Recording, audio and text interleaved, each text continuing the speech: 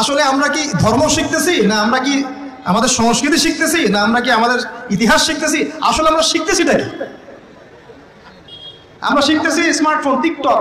বিশ্বাস, ঢাকা শহরে এই 15 থেকে 20 বছরের ছেলেপেলের যা অবস্থা দেখলে আমাদের চোখ দিয়ে পানি বের হয়। আবার শুকরিয়া আদায় করি, আলহামদুলিল্লাহ ওই যুগে আমরা, এই যুগটা আমরা এইভাবে নষ্ট করি না, আলহামদুলিল্লাহ। কি একটা অবস্থা!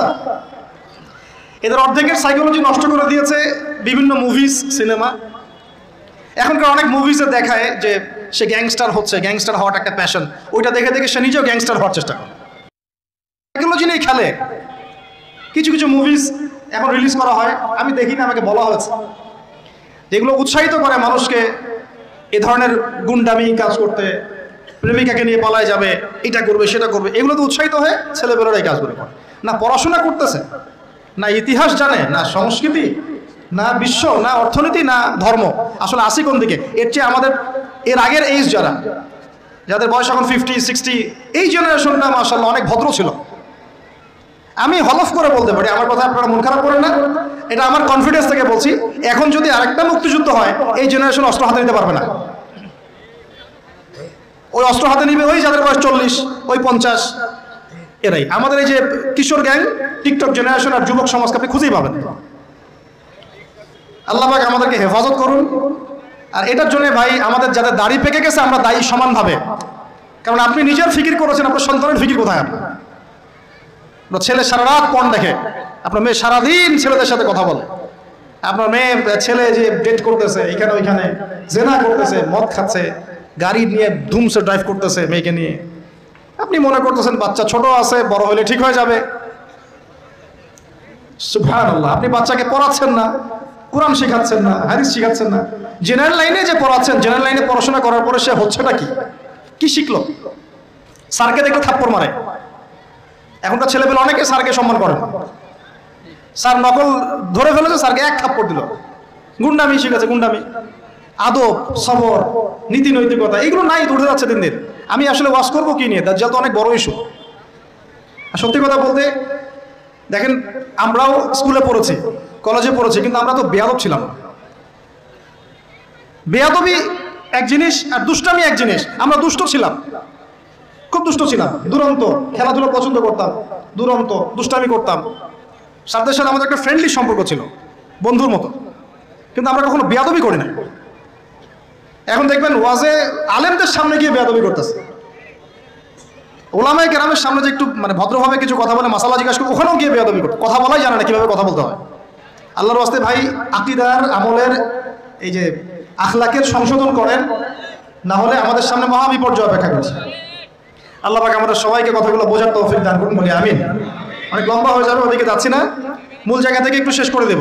আপনারা অনেকক্ষণ ধরে অপেক্ষা করছেন, একটু খেয়াল করেন। তাহলে ইউশা বিন নুনের কাছে এখন এরা বলছে নেতা দাও, নেতা।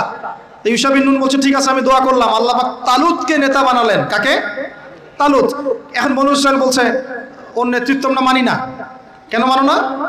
যে ওর তো টাকা পয়সা নাই, ওর তো স্ট্যাটাস নাই। যে আমাদের কাছে নেতৃত্বের মানদণ্ড যেগুলা, আমরা টাকা পয়সা থেকে নেতা বানাই না। আপনার টাকা নেই, আপনি নেতা হতে আসছেন কেন? আপনার স্ট্যাটাস নাই, আসছেন কেন? ও বনু ইসরাইল একই কথা বলছে, ওর তো টাকা নাই, স্ট্যাটাস নাই, নেতা হবে কেন? তখন আল্লাহ পাক বলছেন যে ওয়াজাদাহু বাসতাতান ফিল ইলমি ওয়াল জিসম। আল্লাহ পাক তো তালুতকে দুটো কোয়ালিটি দিয়েছেন। আল্লাহ পাক তাকে শারীরিক শক্তি দিয়েছিলেন এবং জ্ঞান দিয়েছেন, প্রজ্ঞা এবং জ্ঞান দিয়েছেন। তার নেতৃত্বের মানদণ্ড কয়টা এখানে পেলেন? দুটা। শারীরিক শক্তি থাকতে হবে ঠিকঠাক, ফিজিক্যালি স্ট্রং না হলে তো সে ডিল করতে পারবে না। আর মেধা থাকতে হবে, জ্ঞান। তা আসলে কি এই দুইটা এখন নেতৃত্বের মানদণ্ড? সুবহানাল্লাহ। অদ্ভুত সিস্টেম বিশ্ববাসীকে দেওয়া হয়েছে। বিশ্ববাসীকে একটা অদ্ভুত সিস্টেম দেওয়া হয়েছে। একজন মেজর, একজন কর্নেল, একজন বিসিএস ক্যাডার মানুষ এমন একজন মানুষকে স্যালুট করে যে মানুষটা অক্ষর জ্ঞান নাই, নামও স্বাক্ষর করতে পারে না। এবং সে বিভিন্ন জায়গায় দুর্নীতি করে আসছে, টাকা পয়সা লুটপাট করে আসছে। একজন বিসিএস ক্যাডার এবং একজন আর্মি অফিসার, একজন জেনারেল, একজন মেজর তাকে স্যালুট করতেছে। কি সিস্টেম! অথচ তার চাইতে এই ব্যক্তি নেতৃত্ব পাওয়ার অনেক বেশি যোগ্য। জ্ঞান তার আছে এবং শারীরিক শক্তি তার আছে, তার প্রশিক্ষণ আছে, সবকিছু তার মধ্যে আছে। কি সিস্টেম বিশ্ববাসীকে দেওয়া হয়েছে! সুবহানাল্লাহ। আমি ফিলোসফিও পড়েছি অনেকদিন। অ্যারিস্টটল এবং প্লেটোদের যুগে এটাকে বলা হতো দি কমিউনিটি অফ ফুলস। একটা পড়ে দেখবেন, স্যার সলিমুল্লাহর লেখা অনেকগুলো বই আছে, এর মধ্যে পড়ে দেখেন। মানে অজ্ঞতার একটা যুগ, অজ্ঞতার শাসন, অজ্ঞতার কমিউনিটি। বাদ দেন, এখানে ইউশা বিন নুন নেতৃত্ব দিলেন কাকে? তালুতকে। ওরা বললো মানি না। তো আল্লাহ পাক মনোনয়ন করেছেন, এখন না মানলে তোমরা আযাব ভোগ করবা। তারপরে তারা মেনে নিল, এবার যুদ্ধে যাচ্ছে। ওই জেরুজালেম মুক্ত করতে যাচ্ছে। যেই জেরুজালেম এখন তারা মুক্ত করতে চাচ্ছে, ওই জেরুজালেম তালুতের বাহিনী মুক্ত করতে যাচ্ছে।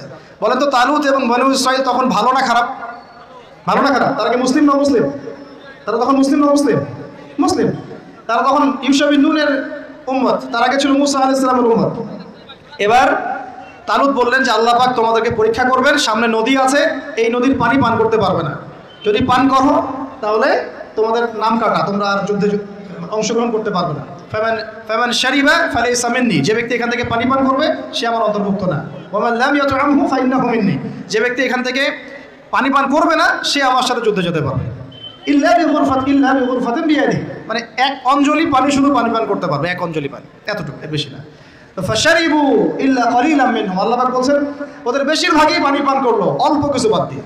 অল্প কিছু সংখ্যা তাফসীরে এসেছে 313 জন বাদ দিয়ে, 313 জন বাদ দিয়ে, 313 যে বদরে, এখানেও। এবার এই 313 জনকে নিয়ে তালুত এগিয়ে গেল, গিয়ে দেখলো বিশাল বাহিনী, বাপরে বাপ, একদম আমালেকা সম্প্রদায়ের। সেখানে নেতৃত্ব দিচ্ছে ওদের সেনাপতি, তার নাম জালুত। কি নাম? জালুত। এবং এই জালুতের বাহিনী দেখে মুসলিম বাহিনী বলছে যে লা তাকাতা লানা বিজালুতি ওয়া জুনুদি, এই জালুতের বাহিনীর সাথে পেরে ওঠার ক্ষমতা তো আমাদের এখন হবে না। কিন্তু যারা ভেবেছিল যে আল্লাহর সাথে সাক্ষাৎ করতে হবে, যাদের ঈমান দৃঢ় ছিল, তারা বলেছিল কাম মিন ফিআতিন কলিলাতিন গালাবাত ফিআতান কাসীরাতান বিইذনিল্লাহ, তোমরা ভয় পেও না, আল্লাহর হুকুমে বহু ছোট ছোট দল বড় বড় দলের উপর বিজয় লাভ করেছে।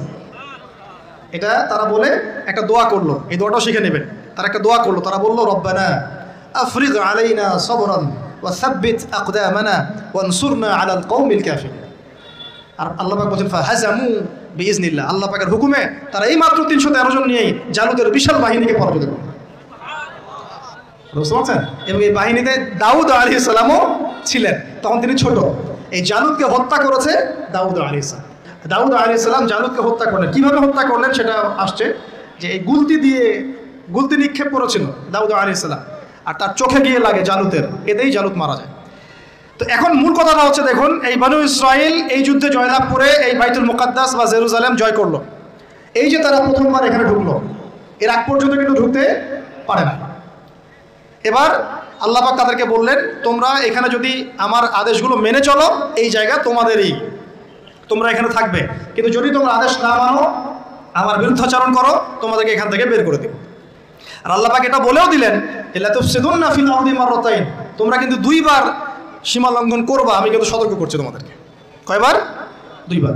এবার দাউদ আলাইহিস সালামের সময় তারা খুব সুন্দর ছিল, একদম রুলিং স্টেট। বলা হয় যে দাউদ আলাইহিস সালামের সময় তারা ওই জেরুজালেম থেকে বিশ্বকে শাসন করেছে। ঠিক আছে? দাউদ আলাইহিস সালামের পরে আসলো তার ছেলে সুলাইমান, নাম কি?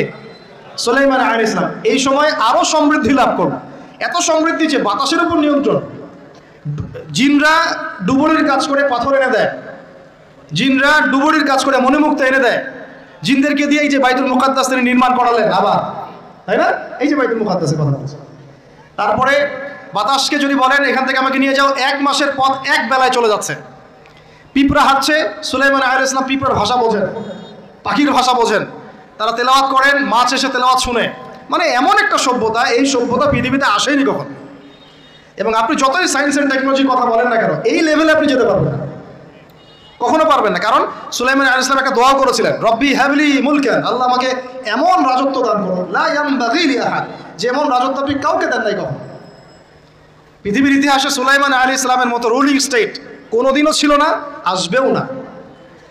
তো সুলাইমান আলাইহিস সালাম এবং তার অনুসারীরা তখন ভালো ছিলেন এবং জেরুজালেম থেকে তারা বিশ্ব শাসন করেছেন। এবার শুরু হলো তারপরে এদের অধঃপতন। অধঃপতন শুরু হতে হতে এমন একটা জায়গা চলে গেল যে জেনা, এই মদ খাওয়া, এই সুদ খাওয়া, এই মানুষকে হত্যা করা, এমনকি নবীদেরকে হত্যা করা, এমন কোনো পাপ নাই করতে বাকি রাখলো না।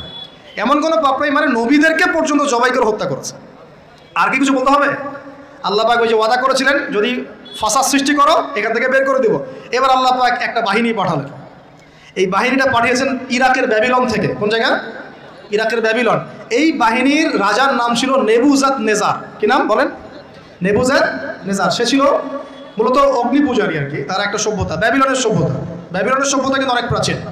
এবার তারা গিয়ে কি করলো, এই বনু ইসরাইল যারা পথভ্রষ্ট হয়ে গেছে এদেরকে এমন মায়ের ওখানে জেরুজালেমে গিয়ে একটা একটা করে সেখান থেকে ওরা বের করে দিল, দিয়ে ওদেরকে ওই জেরুজালেমের এই যে মসজিদ, ওখানকার ফল ফসল যা আছে সব ডিস্ট্রয় ম্যাসাকার করে ফেলবে। এখন ওরা যা করতেছে গাজার সাথে এরকম কাজ এর চেয়ে ভয়ঙ্কর। নেবুজাদনেজার একটা একটা করে ধরে ধরে কেটে কেটে ফেলবে। আর বাকি যারা বেঁচে ছিল এদেরকে দাস দাস বানিয়ে শিকল দিয়ে পেঁচিয়ে ব্যাবিলনে নিয়ে গেল। তাহলে দেখেন রুলিং স্টেট থেকে বনু ইসরাইল চলে আসলো এখন কোথায়? ব্যাবিলনে, দাসত্বের শৃঙ্খল। আর তাদের ওই ফকর থাকলো না, শেষ।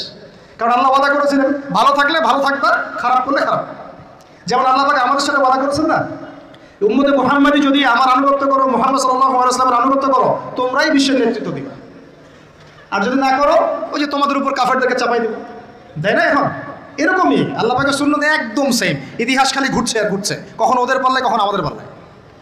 বিশ্বের ইতিহাসটা একদম প্যারালাল, খেয়াল করে দেখবেন। এবার এই ব্যাবিলনে চলে আসার পরে এরা দাস, কাজ করলে খাইতে পারে, না করলে খাইতে পারে না। দেখেন কোন জায়গা থেকে আল্লাহ কোথায় নিয়ে আসলেন। আজকে আমরা যে 1200 বছর ওয়ার্ল্ডটাকে শাসন করেছি, কেউ বিশ্বাস করবে এখন? আমরা যে মুসলিম উম্মাহ প্রায় 1200 বছর মুহাম্মদ সাল্লাল্লাহু আলাইহি ওয়াসাল্লামের পর থেকে এই বিশ্বটাকে আমরা শাসন করেছি, এখন কেউ বিশ্বাস করবে? এখন যদি পশ্চিমারা বলে যে তোমাদেরকে স্যাংশন দিয়ে দিব, ব্যাস তখন আমাদের দেখা যায় যে সমস্যা হতে পারে। কেউ যদি বলে তোমরা যদি বাড়াবাড়ি করো টাকার মান কমে যাবে, আমরা বলি বাপরে বাপ, তাহলে তো বাড়াবাড়ি করা যাবে না। আমরা কি ওদের উপর রুল করতে পারি? এখন সরাসরি কথা বলেন না, পারি না, পারি না, পারি না, পারি না। কিন্তু একসময় পারতাম মানে ওরা জিজিয়া দিয়ে আমাদের দেশে থাকতো, জিজিয়া কর ট্যাক্স দিয়ে আমাদের দেশে থাকতো।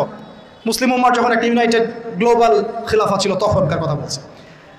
তো এভাবে পালা বদল হয়। তো ওরা কখনো ভাবতে পারে নাই যে ব্যাবিলনে এসে এইভাবে জেলের জীবন কাটাতে হবে। কেন? অবাধ্যতার কারণে।